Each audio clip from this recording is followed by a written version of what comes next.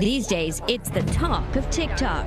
I just start dropping pounds left and right. Now there's a medication that leads to dramatic weight loss. It's become something very hot and heavy in Los Angeles, Beverly Hills. Popular social media trend promises easy weight loss, easy weight loss. Easy weight loss. I've had it. Enough. There has been no woman that I personally know or that I have known in the past that does not have body image issues.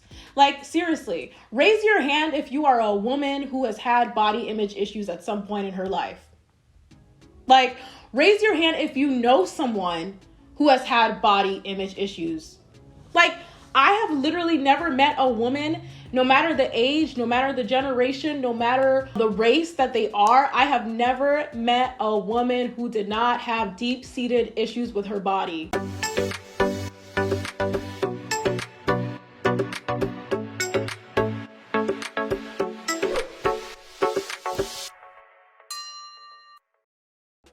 Hello everyone, and welcome back to my channel.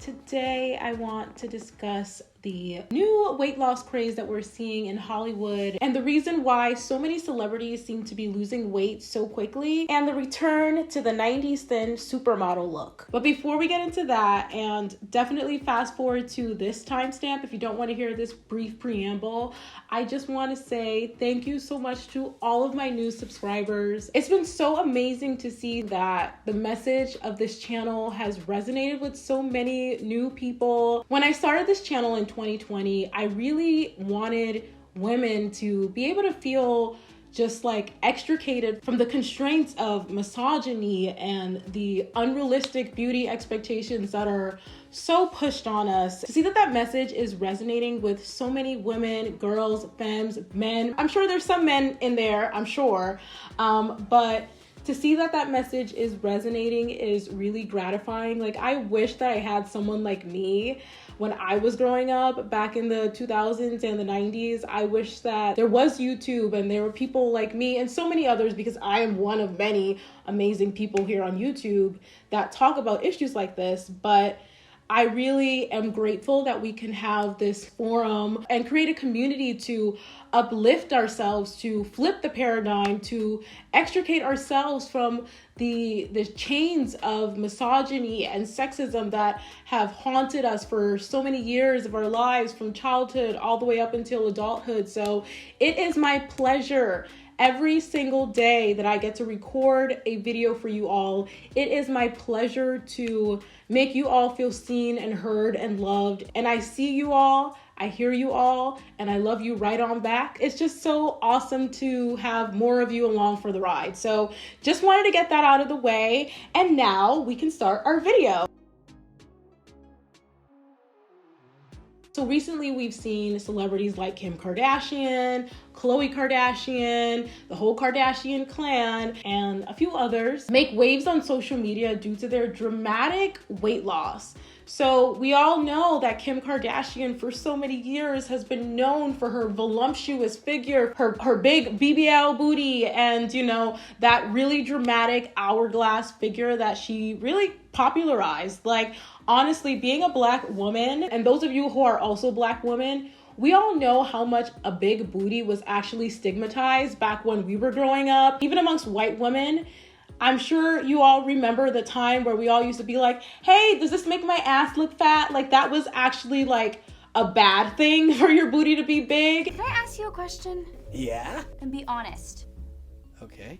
Does this dress make my butt look big? And then we saw with the rise of the Kardashians how big booties became in vogue again. But the Kardashians came up in a time where even their bodies at some point were very heavily policed by the tabloid media. I know they really went after Kim, and she was fat shamed a lot.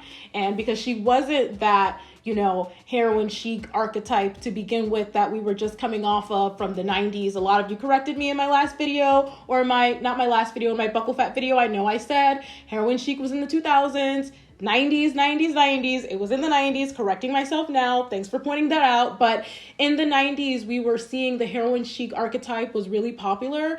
And honestly, the Kardashians made it popular again to have that voluptuous figure that so many of us Black, brown, ethnic women were actually bullied and like antagonized for, they actually made it popular to have that archetype. But again, because we were coming off of that heroin chic era, the Kardashians were no strangers to having their bodies picked apart in the tabloid media. In addition to Kim, I know you all probably remember how Khloe was considered the ugly Kardashian, and there were all those rumors that she was O.J. Simpson's illegitimate daughter and all of that. And Khloe has expressed how insecure all of that made her feel. And so I do want to give grace in that particular arena of, obviously, when women are having their bodies picked apart, when you're working in the public eye, when you're under so much scrutiny, you're going to develop insecurities about the way that you view yourself. And I am no mental health expert. I feel like, again, not an expert, there is some body dysmorphia going on there, and rightfully so. Like, most of us, if we were having the amount of scrutiny that the Kardashians and other celebrities have been under, we would probably seek out cosmetic surgery as well, because if the media has taught us anything, it's that picking apart women's bodies has always been a profitable machine. And so it's natural to think that these women would develop some insecurities around their bodies and start having work done. And now the current trend, because our bodies are trends, you know, for the Kardashians, their bodies are in fact trends. We see the Kardashians showing up with a noticeably slimmer figure. And Kim even infamously said that she lost 15, 16 pounds to fit into Marilyn Monroe's dress at the Met Gala. According to the Kardashians, their bodies exist so that they could fit into nice dresses. These are the priorities for them. And you know what? What you want to do with your body is totally fine. You know, what they want to do with their body, obviously their business. I don't condone it.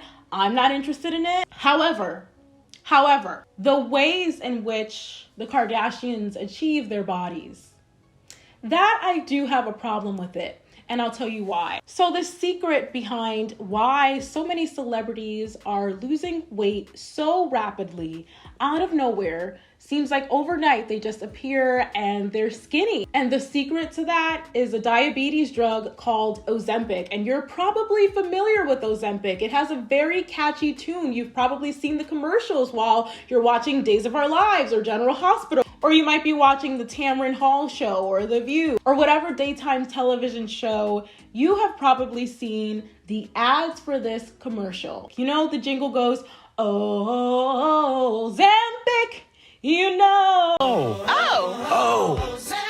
The drug is in fact meant for people who have diabetes, and one of the symptoms just so happens to be weight loss. And so what the drug does is it moderates and pulls back on the insulin secretion, and it slows down your stomach from emptying, and it promotes satiation from your food. So basically it makes you feel like you're full and basically suppresses your appetite because it makes you feel like you're already full. And again, this drug is intended for diabetics. And it's an injectable drug that costs anywhere from $1,200 to $1,500 per month. Some of the side effects of Ozempic are gastrointestinal pneumonia, bloating, constipation, and diarrhea. And not to mention the people who actually need this drug, the people who actually need Ozempic, the people who are diabetic and need this drug, there has been a nationwide shortage of Ozempic. Why? Because celebrities have started this trend. It's trickled down to the normies, and now everyone is hoarding Ozempic, and now the people who actually need it can't get it. Because why? Because instead of chasing, our health, we're chasing a beauty trend. There's also a mini gastric bypass surgery. I'm sure many of you are familiar with that, which basically it decreases the size of your stomach, which also suppresses your appetite. Martha Stewart recently also said that she had a dinner or a lunch with the Kardashians, and how Khloe was barely eating. She was more or less picking at her food. So it's been speculated that it's a combination of the Ozempic drug as well as this gastric bypass surgery that the Kardashians have been on, or have had done and have been on, in order to lose weight. Again, it's their body. Obviously, we have bodily autonomy and we can do whatever we want to our bodies. But my whole thing is, and it's always been, it's my rallying cry here on my channel. It's my issue is not about celebrities getting work done on their own bodies, because I have so much sympathy for that. Obviously, like when you work in the public eye, when your whole life and your whole livelihood hinges upon how you look like on camera, you know, when you have to get roles, when you're an actress and you're auditioning for a role and you're aging, and, you know, Hollywood's expiration date is like, if you're past the age of 40, then you can't get a role in Hollywood. You have men like Leonardo DiCaprio and Ryan Gosling and Brad Pitt and so many others, but they are able to get roles no matter how old they are. And they always have a younger actress cast opposite of them as a romantic love interest. But when you're a woman and, you know, you're vying for these roles, whether you're an actress or even as an artist or a model, whatever the case may be, I understand the pressure that exists that would drive someone to get plastic surgery. But what I cannot condone, what really bothers me to my core, is the lying. It is the lying that the Kardashians do. When the Kardashians finally had the opportunity to address the beauty standards that they set, you know, and if that's realistic to other women, what they said to Andy Cohen, their response was so dangerous and so harmful to other women. Do you think that you are promoting unattainable standards of beauty in any way? No, I don't. Because I think we get up, we do the work, we work out. Their response is exactly what keeps this beauty standard machine just churning and churning and churning, and keeps women treating their bodies like they're trends. While Kim has attributed her weight loss to sitting in the sauna, diet, and exercise, plastic surgeons say it's impossible to lose that much weight in such a short amount of time without the use of medication and surgery. Plastic surgeons say that Ozempic is the secret weight loss ingredient drug that Kim used to fit into Marilyn Monroe's dress. And they also say that Ozempic is Hollywood's worst kept secret. And California-based medical professionals are saying that everyone, namely celebrities who can afford it, are using it. And Andy Cohen himself even recently tweeted, "Everyone is suddenly showing up 25 pounds lighter. What happens when they stop taking Ozempic?" I think it would actually endear people to the Kardashians if they were to just simply admit that they have had several plastic surgery procedures done, that they are taking all of these weight loss medications, you know? And the crazy thing to me is they want to peddle all of these products down our throats, right? Buy this flat tummy tea, get this waist trainer, get these appetite suppressant lollipops to look like me. Meanwhile, that is not what they're doing to look like them. And so we have so many people, so many women treating their bodies like they're failures when they're going to the gym, when they're putting in the work 7 days a week, they're eating all the right foods, you know, and they're still not having those bodies. And they're still not having the bodies of these people that they see on Instagram and that they see on red carpets, on TV shows and music. And the reason is because nobody looks like that naturally. You cannot naturally get a body like that, you know? And that for me is like such a huge problem, the lack of accountability. And, you know, so many people will say, well, you don't have to look at them. You don't have to follow them. Their influence is so pervasive. I literally have the Kardashians. I have their names like muted on all social media. I have them blocked on all social media. I have gone to great lengths to make sure that I don't have to look at them or see them. And yet their influence is so pervasive that I'll open up my Hulu account and there'll be a big billboard of watch Keeping Up with the Kardashians, like on my Hulu account. Or, you know, I'll be scrolling through my my Twitter feed and I'll see the Kardashians on this commercial. You know that one, the Nurtec, the headache medication? I'll see Khloe Kardashian in that. I will, you know, go on Instagram and I'll see somebody that I follow is reposting them. It's like they have such an influence in society and their image is so widespread, so pervasive that you literally can't get away from them. Even if you're making a like concerted effort to avoid all things Kardashian, they're going to be there, especially when you're young and you're still developing and your brain is still coming to terms with, you know, your own body. Whether it was the tabloids in the 2000s and the 90s that we all grew up seeing at the grocery store, in the drugstore, whether we were personally purchasing them ourselves or we were just, with our moms at the checkout at the grocery store and we saw these tabloids, that's going to seep into our consciousness, and we're going to already take on these, ideas of what our bodies are supposed to look like as women. And it's the same thing for social media these days, for Gen Z and the kids that are growing up now that are seeing these images and by all means are going to develop these, unrealistic beauty standards of what they should look like.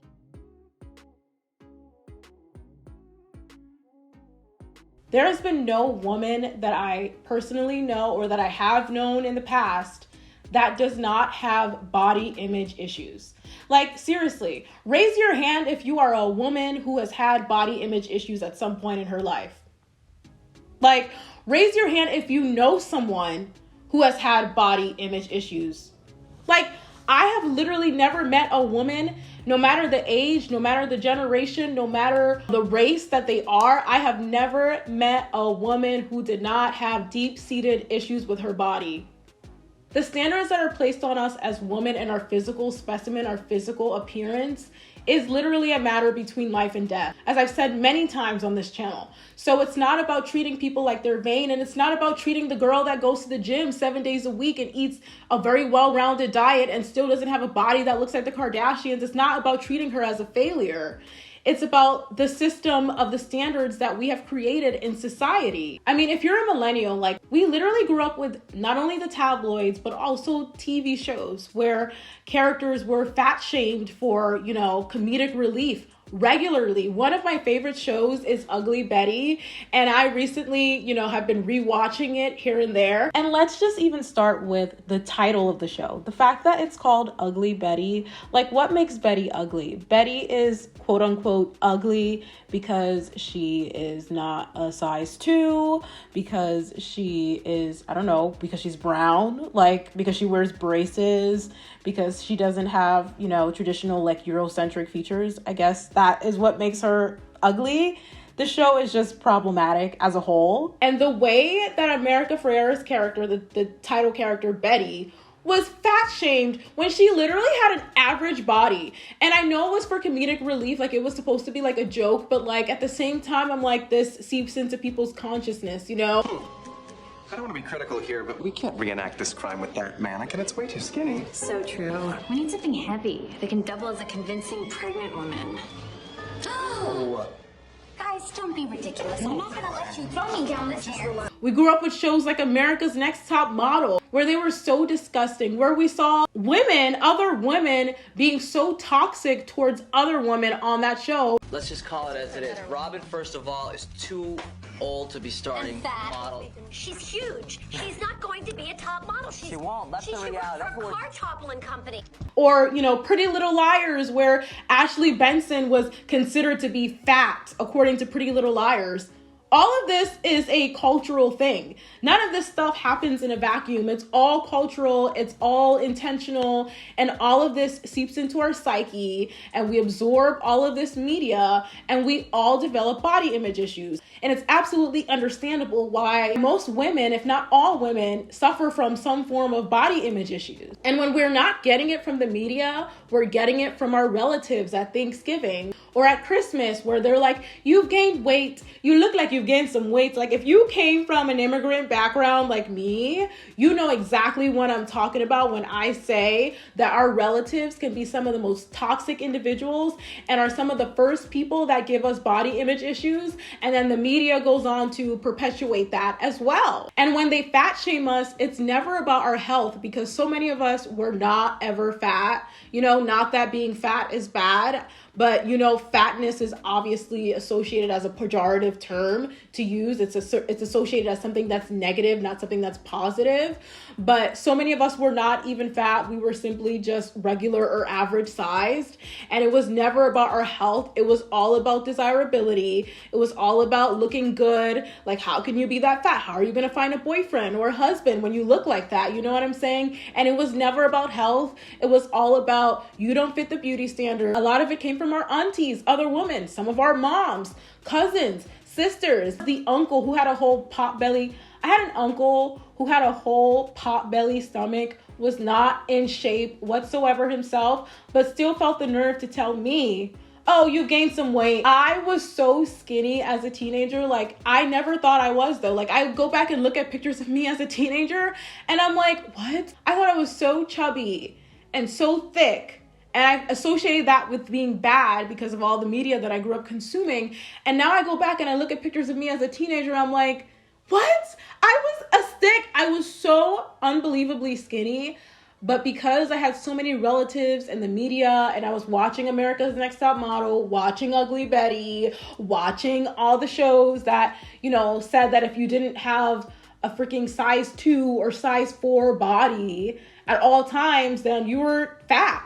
And fat equaled bad. And that seeps into your consciousness. The beauty standard of being slim thick, especially if you're a woman of color, then you know that that is still very much the norm. The 90s thin archetype that we're seeing right now has not really made its way specifically to Black and brown women yet. It's still very much in to have a big booty and big boobs. So it's totally real and valid if you didn't have, or you don't have that body type of having like boobs or an ass. But at the end of the day, even the slim thick archetype still revolved around being skinny. It was about being thick in all the right places. It was about being thick in your boobies, being thick in your booty. You know, it was not about being round all around. You know what I'm saying?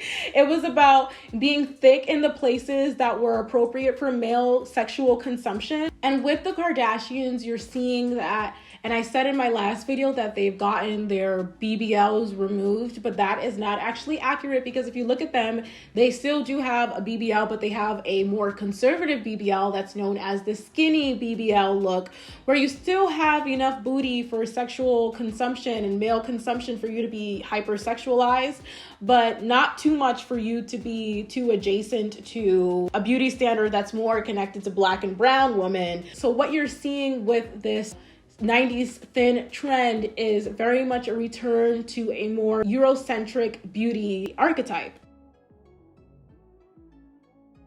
I just feel like our ancestors are like rolling in their graves, honestly.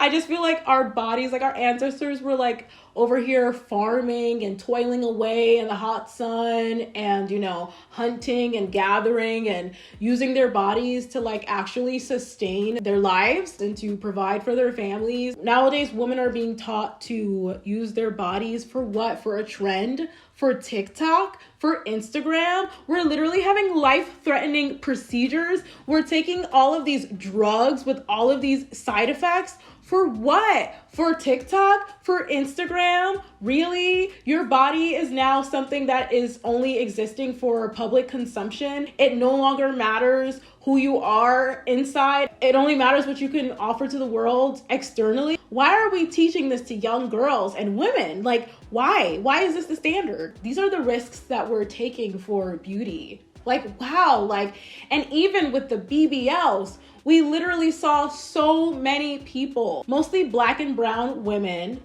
dying because they could not afford to get a BBL. So they're going to these really sketchy locations, remote locations, to get their BBLs done because they can't afford it. And that's yet another danger. When we are pushing these beauty standards down women's throats, ultimately there's gonna be women who cannot afford to have these surgeries done in a safe way. So you're gonna have the poorest, most marginalized women go to someone who doesn't even have a medical license, who's literally doing injections out of a, seedy hotel room, somewhere in this remote location. And next thing you know, you have these women losing their lives on the operating table because they couldn't afford to keep up with the beauty standard, but the beauty standard was so important for them that they literally risked their lives for it. We're having their butts injected with cement and all kinds of things, and now we're going down this really, really sad road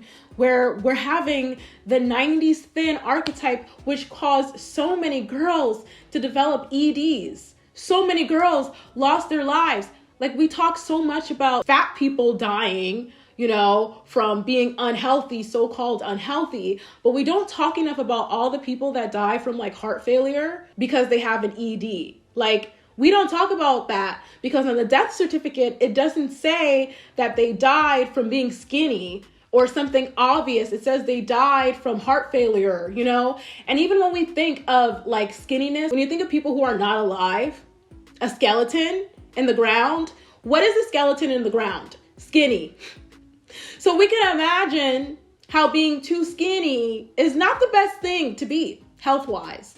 And yet it's pushed on people. Why? Because it's a desirability thing. It's not about health. It's about your physical appearance being digestible and your physical appearance being closer to a certain beauty ideal that's thinness. And when you're not that, then you're not considered beautiful. So when we're pushing thinness as the, paramount beauty standard, we're ultimately pushing a lifestyle of unhealthiness. And the thing too with beauty is it's so fickle. Beauty is so temporary. When you are someone who chases beauty for your whole life, one day you're gonna wake up and you're gonna be old and your beauty is gonna fade. And then what do you have?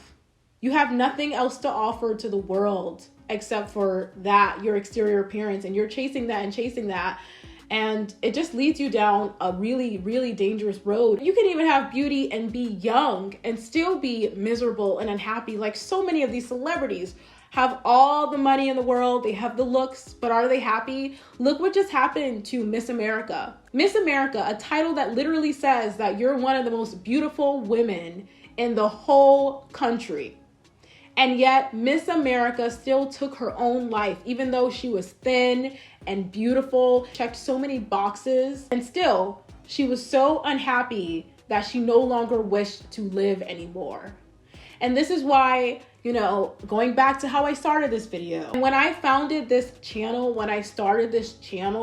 it was all about, creating a dialogue where we could start to use our voices to bring these conversations to the mainstream of no, thinness is not the beauty ideal. No, we don't need to be chasing trend after trend. We should just be chasing self-respect and dignity and prioritizing our education and prioritizing our, mental health. It's never about shaming women. It's always about the unrealistic standards that are pushed upon women and calling that out and pushing for women to be able to shine in all of our different identities, to not have to be defined by the way that we look like, to be able to exist as a whole human being without being objectified and treating our bodies as a trend.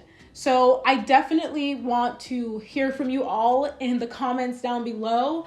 What are your thoughts on the rise of this 90s thin, heroin chic aesthetic that we're seeing? I definitely want to know your thoughts down below. Are you one of the people who are diabetic who are experiencing a shortage in your medication? I definitely want to know in the comments down below. So if you like this video, then definitely give it a thumbs up. And if you really liked it and you want more content like this, then definitely hit that subscribe button. And in our closing words here on my channel, I do want to leave you with a beautiful message from civil rights activist Fannie Lou Hamer. And that message is that nobody's free until everybody's free. Thank you all so much for watching, and I'll talk to you all next time. Maybe she's born with it. Maybe it's surgery. Maybe she's born with it. Maybe it's Ozempic.